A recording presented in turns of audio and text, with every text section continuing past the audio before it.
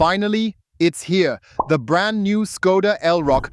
With a starting price of 33,900 euros here in Germany, it promises a lot of features and capabilities as a compact electric SUV in its class. Is it genuinely that good? What strengths does it have, but also where do its weaknesses lie? You'll discover in 2 videos. Firstly, today we kick off with the traditional review coupled with the driving report, where we'll rigorously test it thoroughly, including key aspects like material mix quality and overall functionality. Later, in a second detailed video, we'll take it out onto the highway for consumption test with a complete charging check, aiming to see if Skoda, as part of the VW group, has genuinely advanced to make it suitable for long-distance travel. Please don't delay. Ensure you are subscribed to Einfach Elektrisch for both of these detailed videos. Your support would really mean a lot to our team. If you support us, it's free for you, but it helps us continue to grow with you. And now, let's get started with the brand new Skoda Elroq 85. As always, we'll begin from the outside, starting at the front, looking at the new front end, because the Elroq has ushered in the new design era at Skoda. That implies whatever it might have been is gone now anyway. We currently just have the Skoda emblem presented exclusively as a word mark that integrates beautifully into this glossy black front. I believe it makes the design appear even more robust, even more powerful, especially right here with these suggested power domes on the hood. Then we have these pixel LED daytime running lights over here. You might associate it a bit with Hyundai, but it's a Skoda. And it features standard LED headlights as a base and also offers available matrix LED headlights as an option, which are installed on our test model here.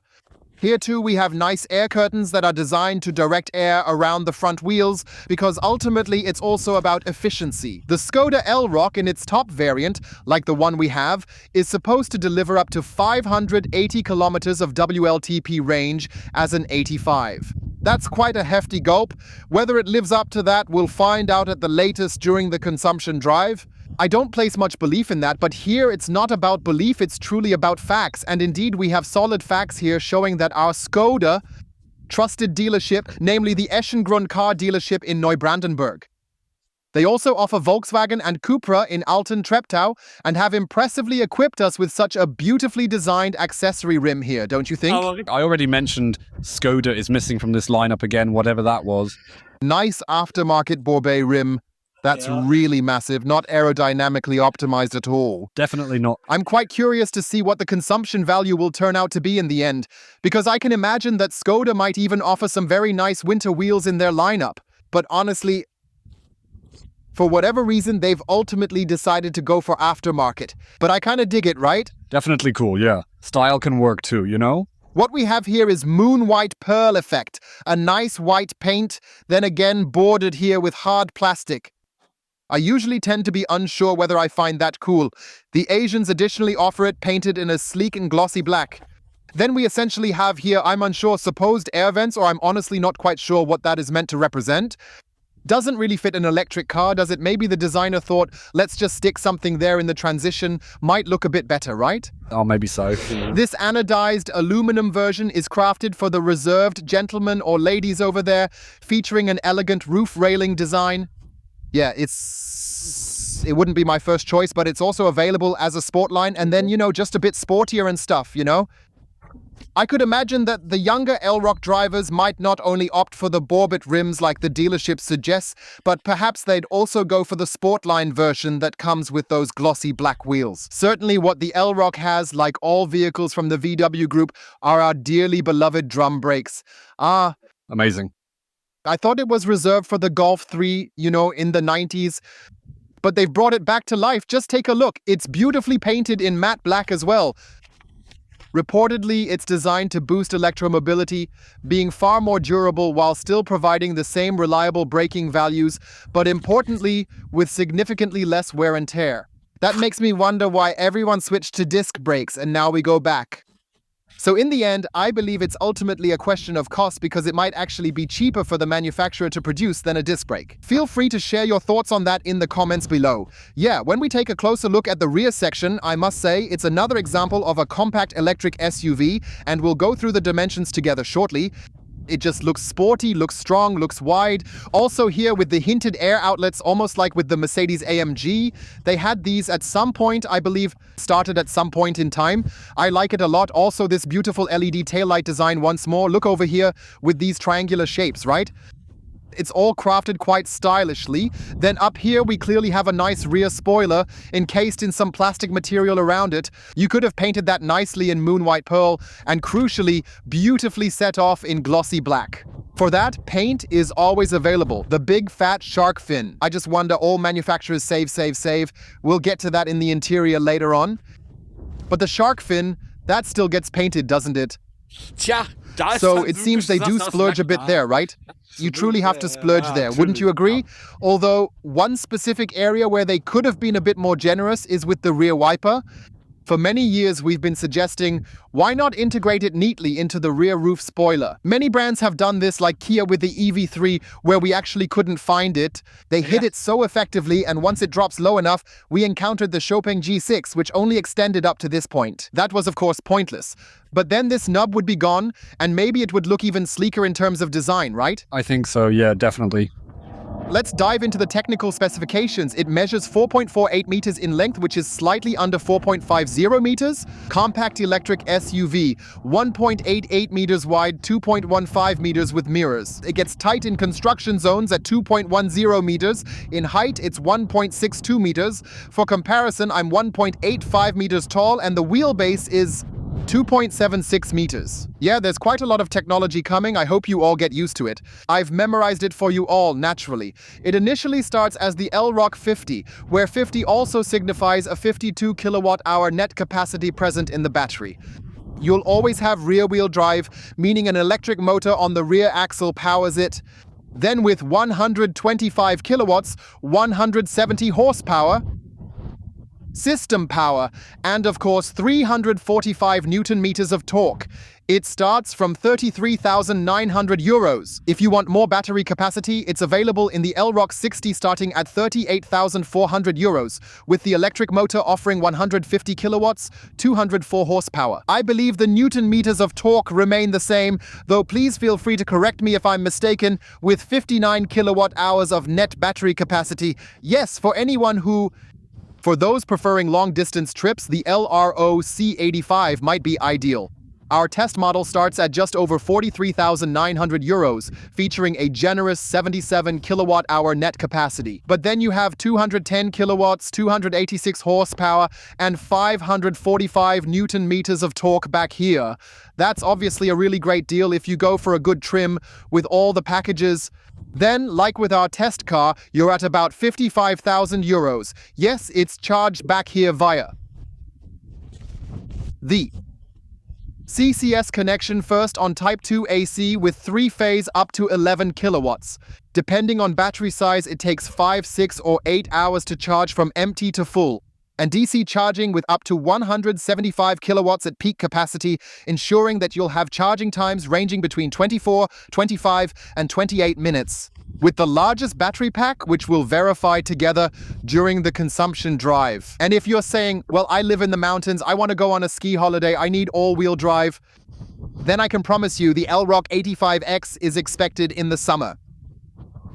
X indicates all-wheel drive, meaning there's an extra electric motor on the front axle. System output remains 210 kilowatts, 286 horsepower, 545 Newton meters torque.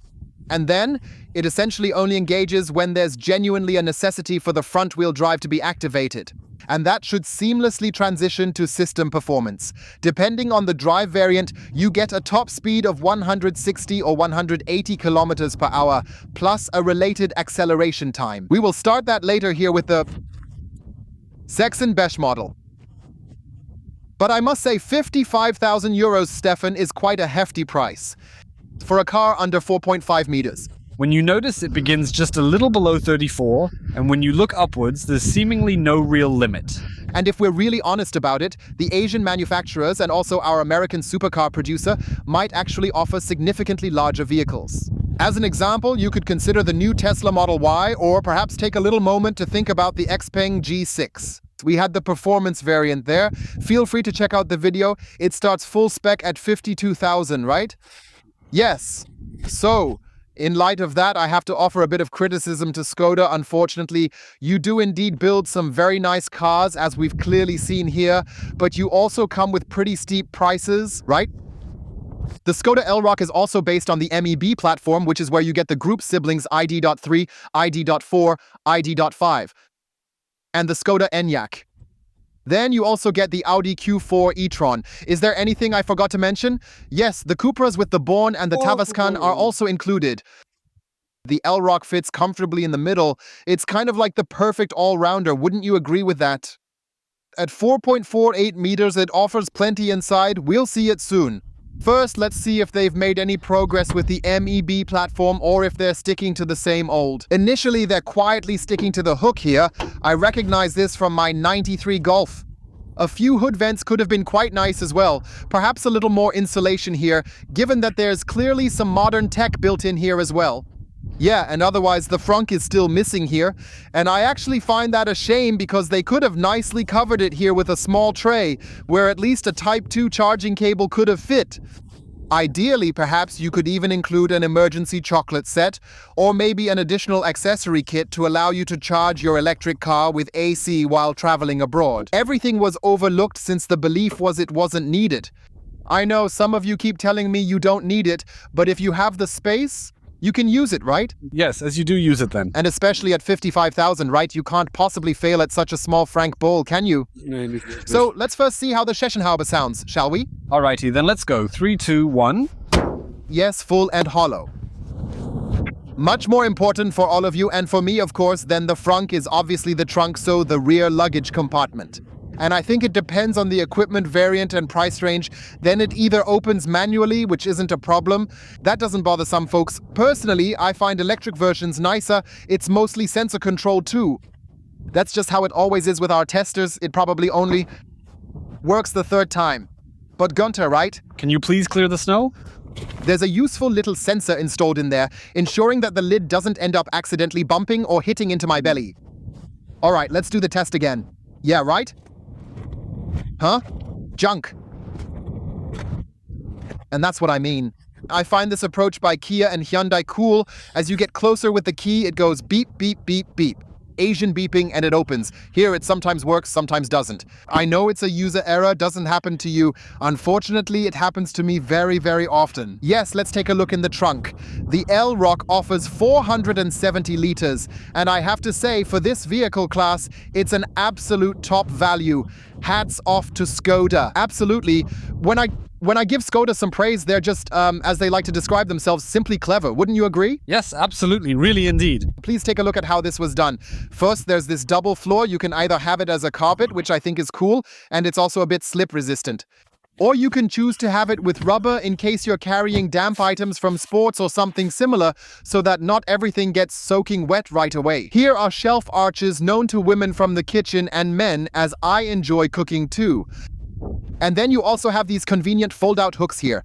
I really think it's all beautifully crafted. And what Skoda did, instead of including a frunk, possibly to save costs, is provide just this net right here. Would have liked that in the Enyaq too. It can hold up to 3 kilos. Then you can effortlessly toss the charging cable in here, for example, and then you've essentially got it stored very conveniently right above your luggage.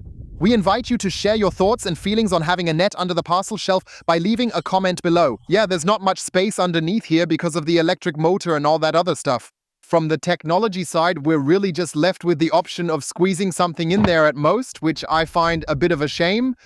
Yes, some have that somewhat deeper double loading bow, which allows you to fit a little bit more inside. Yes. Where Skoda truly offers quality is with the parcel shelf. We need to be cautious of the gusty wind here at New Brandenburg Airport. We're at the Trollenhagen Airport today. Just a bit of wanderlust misdue by a bit, yeah. And the warmth here at about 7 degrees with icy wind. I can imagine it a bit nicer too. At Elroq, you have the great chance to enjoy the benefit of a truly nice pass-through, which is really quite practical and convenient.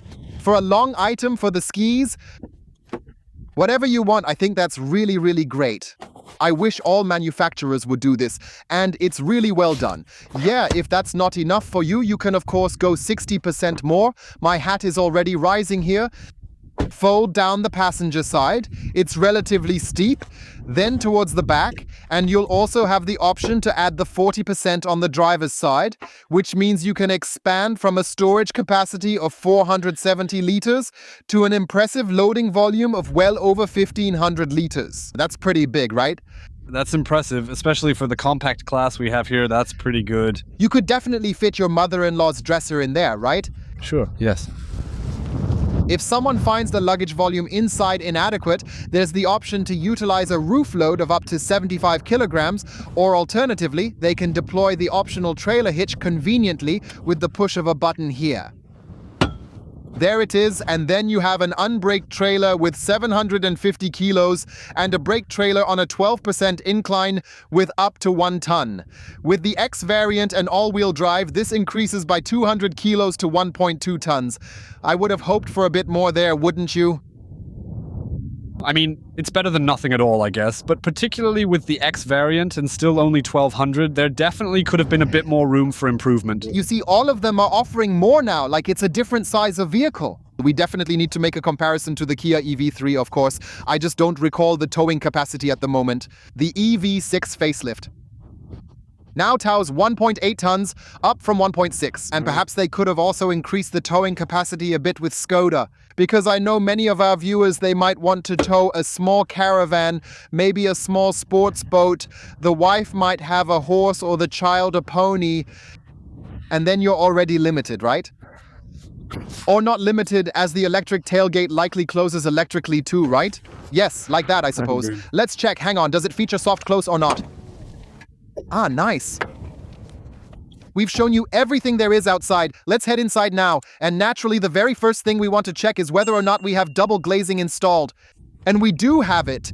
2 panes connected with a film. I can imagine that when we measure the driving noise later, there should hardly be any interior noise from passing traffic. The issue of door trim is always a topic that tends to somewhat divide opinions among various members of your community. Up here it has a nice grain and is softly foamed, however, for the fans of refined armrest sports up here. Design-wise not good because look, it slopes down here and isn't wide on top like a ledge. So there's little surface area, and of course it's not softly padded. That could get a bit uncomfortable on a long trip. Here it's painted plastic, then there's a bit of ambient lighting integrated, and then a plastic lever, but also nicely delicate design. Then we have a sort of faux leather material here, I'd say, but it's only moderately soft, padded, and they truly could have indulged a bit more for those who rest their elbows there. Then take a look here. This is a door handle made from hard plastic. It certainly has a stylish look, but I can easily imagine it getting scratched and marked by fingernails or something over time. Window controls, mirror adjustment. Yeah, we'll test the Canton sound system with you. Down here again, the nicest hard plastic, at least a bit grained, and here once more transitioning with a cover. Yeah, and then we have a nice big compartment here, which I find awesome. A large bottle of water fits in there too, and nicely lined with carpet. That's how I like it. But not the inner side here, right? Just like this. And it rustles and rattles, and I find myself thinking, Gotta, if you're already putting in so much effort on this, then please just take a moment to fold over those 5 centimeters of felt right there. That can't be so difficult, can it? Not particularly, no. Welcome here inside. As is our custom, we'll proceed chronologically. We have a wonderful head-up display above, optionally even with augmented reality function, where you really get all the info projected through the windshield. That is truly among the very best. Head-up displays, at least in this specific vehicle class. What Skoda, in my opinion, manages to handle really well is that we have an exceptionally nice and large infotainment display here, with the essential information. It's also clearly visible here through the steering wheel. For those who don't particularly like looking at a head-up display, those people do exist too. Here, we have the ability to adjust the steering wheel for both distance and height, which I personally find to be absolutely and truly fantastic. Yes, artificial leather is wrapped around here, but it feels quite nice and soft. Then once more, there's just the Skoda logo on the horn. Yeah, see, it works really well like that. Then we've got the heated steering wheel and voice control. Volume and over on the right, we've essentially got everything again with, other specific sections of the cruise control system. And then right here, check out this knob. I find it honestly quite dreadful that you've got this toggle here specifically for an adaptive cruise control system. It's really complicated. Why can't they somehow integrate it into the multifunctional controls? I find it somewhat really disappointing to have to create yet another additional layer like that again. In my view, other manufacturers manage to handle it way better. We've got the start-stop button right here, along with the wiper and indicator levers. Then we arrive at the 13-inch infotainment display. Naturally, this comes in conjunction with the most up-to-date software and generation, which is expected to be quite similar to Volkswagen's 5.0 version. That's at least what my trusted Skoda dealer relayed to me. In this area, you can also appreciate a nice and quite visually appealing tile structure. Up here, you've got a section where you are able to set up quick access functions. So if you want something else here, press and hold longer, and you can place parking, car retrieval, or Bluetooth, the driving profile there. Just having these quick access options here, I think it's awesome, right? Das ist gut gemacht, ja. Is simply clever, or you might say that. Then we've got basically the Volkswagen's own navigation system here. It has definitely evolved, not just because you can now swipe back and forth really quickly in this interface. That's absolutely crucial for many of you folks, I would say, that you can swipe so effectively here. And you indeed have the option, of course, aside from the classic route planning, to get a corresponding charging plan, which is actually quite well done and thoughtfully designed. The only thing I find a bit unfortunate is that the filter function of the charging providers is only applied to the manual charging station search and not to the charging planning. Isn't it kind of pointless then? No. I don't understand why VW doesn't reprogram that. I would have liked it if, for example, you could select Ionity and over 100 kilowatts as a filter, then it would only show you Ionity charging stations, but only in the manual search and not in the charging plan. To be honest, I find that kind of pointless. However, what we do have in any case, and this is very useful indeed, is here. In every available version, even the basic model, namely Apple CarPlay and wireless Android Auto, that's already really cool. That we are able to mirror our smartphone there. We also have, I think, a nice mix of materials here. Then again, with the faux leather here with such an orange-red seam, we have a slider here to control the volume, which, in my opinion, works a bit better in terms of touch sensation when you slide your finger over it. Up here, we once again have this soft plastic with a textured grain pattern similar to the door. I believe that's quite alright as well. Then we see this metallic section once more, followed by this line of plastic material here. That's how it's done. And you have a quick access button here. I love it because you get to the assistance area instantly. You're able to quickly switch to modes like Eco, Normal, Sport, and even Individual. You can make very cool personalized adjustments here too, which allows you to completely tailor and refine the experience. All controls, driving dynamics, steering, drive, driving sound, exterior, ACC, climate control, controls. That's really my favorite mode as it lets you tailor and program it precisely to your personal needs and preferences, offering full control over your adventure. Yes, we have the park assist feature available, which is specifically designed to automatically park the car on its own. So, hazard lights, central locking, and here we have the climate menu. Of course, there's Simply Clever here as well. As we know it, just nice, convenient, quick access buttons where you can efficiently activate or deactivate all the various heating systems. I truly believe it's really well executed too. We have the ability to easily control the whole 3-zone climate system, including the optional one placed in the rear. Stefan really enjoys it as well. He prefers it warm in the back, and yes, it really is all quite a pleasant story indeed. Additionally, there are smart features available for times when you need some fresh air during the summer months, or if you want to warm your feet after a lengthy walk. And if your hands are cold, you can take advantage of a few special functions offered here. I think it's really well done as infotainment, and there's almost nothing left to criticize, in my opinion. No, not at all. Everything is super clear, super easy to set up. Visually, it's crafted better than that American supercar manufacturer, where it still resembles C64 programming. Richtig. Yes, then we definitely have 2 USB-C ports here, which is quite nice, but we only have one wireless charging pad here on the right, and the right side is also a bit smaller. Look, my big American super smartphone doesn't fit in there at all, which means it only charges wirelessly here, with slight ventilation so it doesn't get too warm. Then we have 2 cup holders here, which can be adjusted if, for example, I'm having a large coffee and you're having a small one. Or you just do it like we always do, party because we. Of course, we don't do that, Stefan getting something smaller and me something bigger. Then we have another slot here, and it's most likely intended for the Skoda charging card, which you can certainly obtain as well. And here we have the gear selector along with the electronic parking brake. Something I somewhat missed is the letter P for parking mode. Instead, you always have to engage the parking brake here manually in order to change the vehicle into park mode. It's just simply clever, a new idea. Then we have a nice large compartment here with some kind of rubber mat inside, perforated and textured. That's really quite stylish and chic. Over here, we also have two practical slots specifically designed for coins. We then have a large... Yes, really a large compartment. Look, dude. Wow, check it out. You can remove it. You got some seriously deep space there. Then you have another compartment here. It's practically as though you might even be able to fit a trash bag right into it. I've seen that before. I think you can get one made just for the door. Then you have a trash bin there. Oh, all the stuff you have, especially when traveling with family, it's good. And then you have this insert here again to arrange it like that. Yes. That's really all just simply clever. We've got it once again, don't we? So that's where Skoda really treats you. You can, of course, adjust the height here. For those who want to drive more ergonomically inclined, you can raise it like this, which is quite nice. Again, covered with some nice faux leather. Zrenia, everything is nicely done with a black roof lining, and there's likely an optional glass or sliding roof here. For those who enjoy soaking up a bit more natural light from above, so considering everything, I really have to say, it's a fantastic feature that significantly enhances the overall experience. Yes, by the way, what Skoda provides here. Then in the highest form, there are of course memory seats, electric adjustment for the driver, and what they offer the passenger, I'll show you now.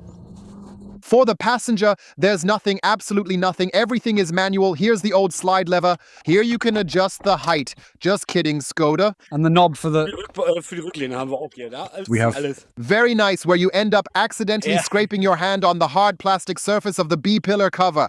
Joking aside, it's like this with many manufacturers. In Asian cars, there's not even a passenger seat height adjustment, probably because it's not needed in Asia. No, joking aside, so this test car here costs 55,000 euros. I would expect to have both driver and passenger electric seat adjustments, right? At least that. Ja, genau. Some people will write again like, yeah, no, when do I take a passenger or when do I adjust the seat? Okay, fair enough. Yeah, we've designed the center console nicely open, and then here with a nice storage compartment. You can definitely fit a small handbag or a gym bag inside there. I find it's well executed, and it truly takes full advantage of the dimensional possibilities offered by electromobility. Yes, what we also have is a nice hard plastic, a bit textured. Yes, not really in the visible area. Then with a glove compartment, but they only use a partial felt there. Look, the felt is back there and on the sides, but it doesn't come to the front here. Ja, wirklich an der Kante abgeschnitten, ne? Skoda really calculated that with such precision to the third decimal, don't you think? Ja, definitiv. Then basically here are the seats, everyone, and honestly, they're exceptionally comfortable. So we should take the fun and irony out of plastic or seat adjustment in this context. They are indeed really very good. We've got sporty seats here that feature a nice and comfortable shoulder rest. We've also got nice soft headrests here, which I find super important. We've got a great combination of fabric with some faux leather here, once again featuring a lovely colored... It features a red-orange tone along with matching straps. It looks incredibly chic and is crafted from high-quality material.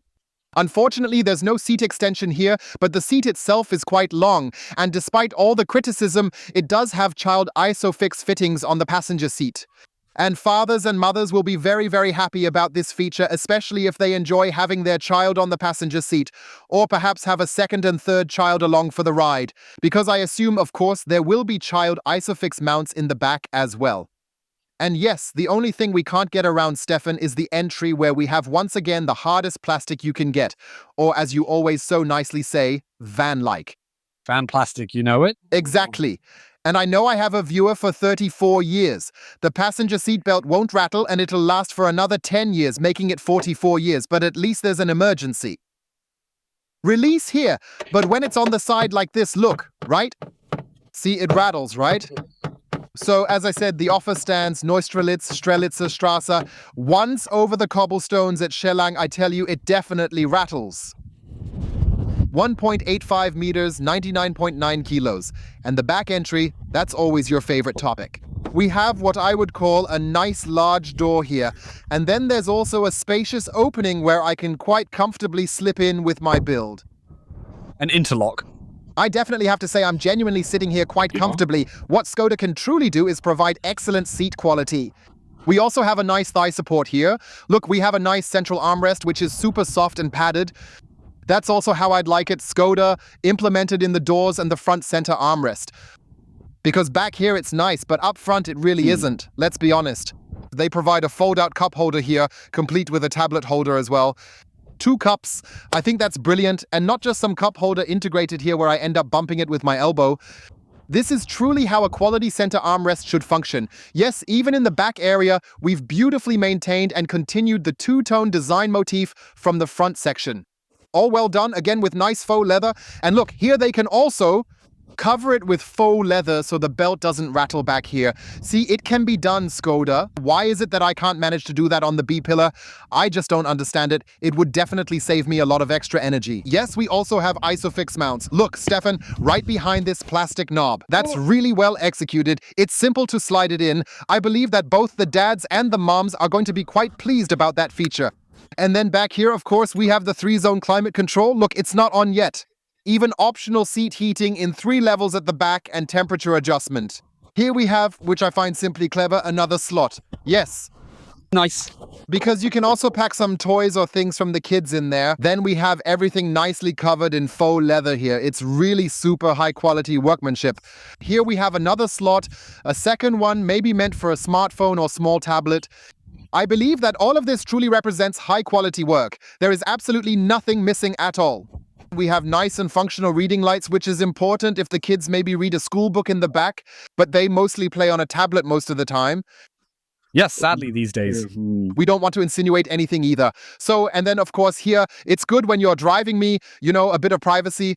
Having a nice sunshade here is really important, particularly if you have kids sitting in the back, so they get some extra protection from the sun. Well done, inserting from the front. We know it can vary, right? Yes, you know how they usually come from the back, right? You used to have to tuck it behind, but this is really well executed here, in my opinion. Yes, where a bit of criticism is due again, of course, is with the rear door panel Skoda. Yeah, they obviously don't allow any felt in the rear storage. We probably have to be thankful that we even have a rear door panel at all. Point 1. The second bit of gratitude is that for 55,000 euros, we don't end up with the identical material mix carried over from front to back. And at the back, it's okay if it rattles and clatters. We don't need felt in the storage area there. South. Again, you're all great engineers at Skoda, and I know you're probably not doing this intentionally, but rather from the perspective of profit maximization, but I think it's just somehow somewhat a bit too much, isn't it? Because if this is really supposed to be a family electric SUV for urban environments where you might want to travel comfortably with 3 or 4 people. Yeah, my God, is it going to fail because of the felt? What are you thinking? Well, with the felt, I don't get it. We could be upset about it all day. Yeah, it's unnecessary, right? You still need to, you have to mention it. Sure, there are certainly many who will comment stating they really don't care whether there's any felt in it or none at all. I've got an old 70s carpet and I'll toss it in. I'd say let's not waste any time out of summer into summer. Now let's get to the driving report. Our goal is to experience the Elroq 85 along with all of you. Additionally, we would like to test the turning circle together, 30.5 feet. Stefan really needs to be cautious while I circle around him to make sure I don't accidentally hit him. I don't think we've ever come this close around Stefan here before. We have 210 kilowatts. They're restricted by their speed rating. So I can't really brake out here. I'm fully on the gas. That's kind of a shame, isn't it? Sure, it kind of takes away from the driving thrill a bit, doesn't it? What might be even more important than the turning circle is having the capability, especially in a tightly packed urban environment with the new to park the Skoda Elroq, and we're eager to test that capability right here together with our participant and all of you watching. To achieve this, we naturally have a variety of assistance systems extending to the capability that the car can logically even park itself. And of course, the excellent turning circle really comes into play here as well, enabling you to effortlessly and comfortably park the vehicle very nicely and precisely next to another parked car. We have a nice rear view camera here. We are able to utilize it with a range of settings, including trailer assistance as well. And we can, of course, also utilize a 180-degree mode, which allows you, when reversing out of a driveway, to have the maximum possible field of view available to you. So you are clearly able to see children, cyclists, or other road users that may be nearby. Optional, I think there's also a 360-degree camera system. I'm not sure why our test car didn't have it. It almost seemed like it did, right? You need to tap it on the right side somehow. Over on the right. Do you mean here? Yes, look, you're right. Oh, that's classy. Look, probably with a guideline, right? Ja, guck mal. Look, I have to steer like this to Yeah. get past the bends. Genau, weil du musst ja auch. Let's see if it works now from the guideline. Look, yeah, it's nice, isn't it? So, Skoda really offers that too. You can probably even go to the side here. Ja, Look, ja, you can das- even nicely protect the Borbit aftermarket rims here again. Ja. For all those people unable to park who want to scratch up their rims. That's more like an Earth-sized one, isn't it? Skoda is definitely treating us generously here. Now we've set off on the test drive with the Skoda Elroq 85. And what you immediately feel is that with its impressive 210 kilowatts, it naturally has plenty of power and great performance. However, to support that, you also need a good quality suspension system. Here we've got a wonderful serpentine route right out of town, where we aim to navigate the curves at 70 kilometers per hour. Here's a nice right-left combination. You're well integrated into the seat with good lateral support. In my opinion, the steel suspension system delivers an exceptionally solid and impressive overall performance. You experience a clear and precise line, a very nice and responsive steering, and remarkably, you don't really notice the well over 2.1 tons of the Skoda Elroq 85's curb weight. Skoda is renowned for crafting excellent, comfortable suspensions that not only offer a smooth ride, but also possess the appropriate level of firmness to enhance the driving experience effectively. Here we're on a side road, which could be great for us to nicely and theoretically perform the Elk test if we wanted to. And even there, it stays true to the line, naturally with slight body roll and lean motions. However, that's naturally quite typical for the structural design of an SUV. Even in this case, it possesses the required level of firmness. We want to measure the interior noise levels with you at a speed of 50 kilometers per hour. It registers at 59.60 decibels, which is quite comparable to that of a VW ID. 3. We've also accelerated to 70 kilometers per hour. 62, 63 decibels, great value. ID. 3 was 70 decibels, speeding to 100. 69 to 71 decibels, that's a top value indeed. You can really notice the double glazing. Because for comparison, the ID. 3 point. It had around mid-70 decibels recorded in that specific area. Yeah, we tried using the adaptive cruise control here with the travel assist, and we are driving at 98 kilometers per hour. Up ahead, there's a zone with a speed limit of 70, and that's the really great part, that it can anticipate and already know that the 70 limit is coming up just around the corner. Someone set it to always drive 10 over the limit. Apparently that's possible with Skoda too. And now, he should actually be doing 70 kilometers per hour at the sign. That's this. Predictive control that we advocate for, basically a proactive shaping method. Why is this vital? Because it gives maximum support, especially in the semi-autonomous area, letting us adjust speed in advance, which is crucial for smoother and safer driving experiences. It's a big help, especially on long journeys or vacations, ensuring a ride that's both smooth and comfortable for everyone on board. It makes travel more enjoyable, allowing everyone to relax and enjoy the trip. Here's a longer section with a 70 zone. Shortly, the speed limit will be lifted once more. This is clearly a no overtaking zone, yet some drivers still ignore this while we stick to the 70 kilometers per hour speed limit. Then he should go back to 100 kilometers per hour. Oh, and accelerate accordingly. We'll stick to one-take Stefan mode since a 60 is coming up. Let's see if he catches it. Now he's spotted 100 via the sign. He didn't foresee that. Accelerating nicely to 100 kilometers per hour, and look ahead on our great test track, there comes 70 again. He apparently doesn't know that in advance either. He's not doing it proactively now. But instead, he should recognize it now and is basically slowing down to 70 kilometers per hour in the curve. It navigates the curve nicely and accurately in the middle of the lane. In my opinion, this is definitely on a very good level. Of course, we have the responsibility. We must be able to control and steer the car at any time. Now the free signal comes again and he accelerates again. Then when he has recognized it now, bam, to 100. So this really is one of the very best assistance systems available for purchase from the VW Group at the moment, and it's also offered across other models like the VW ID. 3, 4, and 5. Or also available in the Audi e-tron, the Cupra Tavascan, and the Cupra Born, you will find all these travel assists, which are truly among the very best you can possibly get. BMW ups the game with a highway assistant up to 135 kilometers per hour. Just keep hands near the wheel and drive, staying alert, plus lane change with a glance in the side mirror. That's obviously awesome. Ford's Blue Cruise can do that without lane change. And I hope it will be at home soon too. Will be possible for the Volkswagen Group.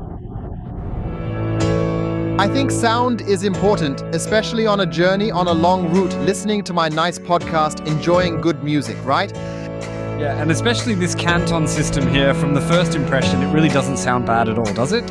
Nice clean highs for sure, but now you definitely need to add in just a bit more of that mid-range and bass to balance it all out.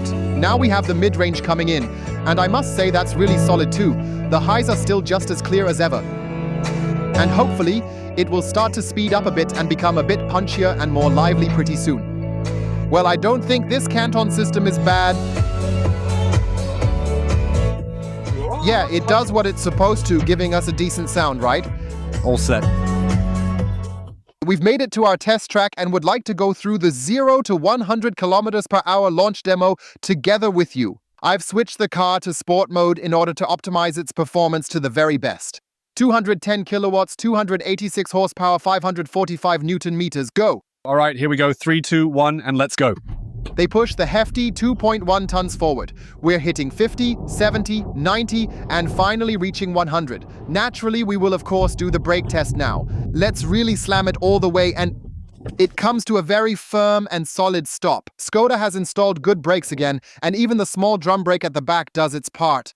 Stefan, got data with our Draghi? Yes, we have 0 to 60 in 3.64, 0 to 100 in 380 seconds, 6.81, and 100 to 0 in 3.65. Yes, hats off to Skoda. 6.6 is the factory spec. With winter tires and at 8.5 degrees, it clocks in at a GPS measured 6.8. That's really decent. And with the brake package as well, I have to say, Skoda, that's solid. I don't get why you're upset over mixed brakes. It's discs in front, drums in back. That's not what mixed braking means. What else would you possibly call it? That's why the 3.65 from 100 to 0 is also a very good value for mixed braking. All right, let's stop talking aimlessly. Rather, we should focus on thoroughly discussing the comfort you feel while traveling inside the Skoda Elroq 85. We have a great steel suspension system installed here, and naturally, we've also got a neutral medium on board, which really allows us to make adequate comparisons with the other tested subjects. That's Stefan's seat of the pants meter. Stefan, can you tell us how it's reacting today? Well, I think we already mentioned something about sitting before. I just feel a bit sorry that I still have to really work as a passenger if I want to set something up here. But all in all, the seat is height adjustable, and otherwise I find these things super comfortable. I have great lateral support. The shoulder padding from the headrest is incredibly comfortable. The seating suffices for me. My thighs aren't long.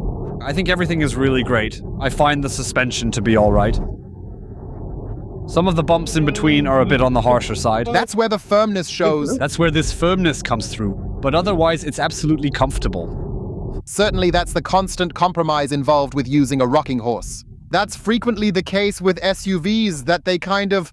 By the way, with every rocking here, 9.30 meters, see, turned on the plate. That's really cool. That means on one hand, we definitely need this level of tautness to perform exceptionally well in a moose test and to obviously ensure stability as well. For instance, during emergency braking, when navigating fast bends, or on winding, twisting roads. Yet, conversely, we naturally crave that smooth, soft, and extremely comfortable travel experience. That's always the difficulty, of course, when we don't have shock absorber controls available, where we could potentially make adjustments to further spread between firm and comfortable ride settings. I think the Elroq does a very, very good job with its 2.76 meter wheelbase, and I imagine we'll find that out during the consumption farm in the charging check. That it could indeed prove to be a fascinating vehicle option for long-distance travel. I'm curious. And with that, let's come to the interim conclusion with the Skoda Elroq 85 here in a top configuration at 55,000 euros. I have to say I'm genuinely impressed with what Skoda has managed to provide on 4.48 meters in terms of both interior space and attractive exterior design. Sure, here and there with the mix of materials and having to manually adjust the passenger seat for 55 kilos, I find that not so cool. Or occasionally, here and there maybe a felt carpet is missing too. I believe there's definitely still room for improvement. But Skoda offers here, I think, in terms of value for money, especially for those who might choose the entry-level model starting at 33,900 euros, a great compact electric SUV with the latest technology. With good driving performance, good brakes, also with mixed braking, so from that perspective, I believe it's an interesting overall package. I'm curious how it will perform in the consumption test with the charging check. Is it really efficient? Does it make sense to possibly travel long distances with such a compact electric SUV? Stay tuned, as that will indeed be the next video. And for all those who are already quite interested, head down to your nearest trusted Skoda dealer and perhaps consider taking a test drive, because they offer very attractive financing and leasing options. And with that said, we have now reached the end of the first video featuring the Skoda. I hope you truly enjoyed this video. Please give it a thumbs up if you did. Please check if you're already part of the Einfach electric community. It would be absolutely fantastic if you support us by subscribing. It's completely free. However, it's a significant help for us because it allows the channel to grow together with all of you. Thanks for watching, stay well, and see you soon. Ollie, please make sure you don't forget the second part, which includes the consumption drive and the charging check. Yes, Stefan, with all this effort to cut costs on paint here and there, and with everything being unpainted plastic, don't you think they might have overdone it a bit? This thing also painted glossy here? But at least it's painted. Unfortunately, not in the car's color, which would at least be more acceptable. Nice statement, Skoda, right? Absolut, man muss ja auch mal zeigen, was man Absolute statement.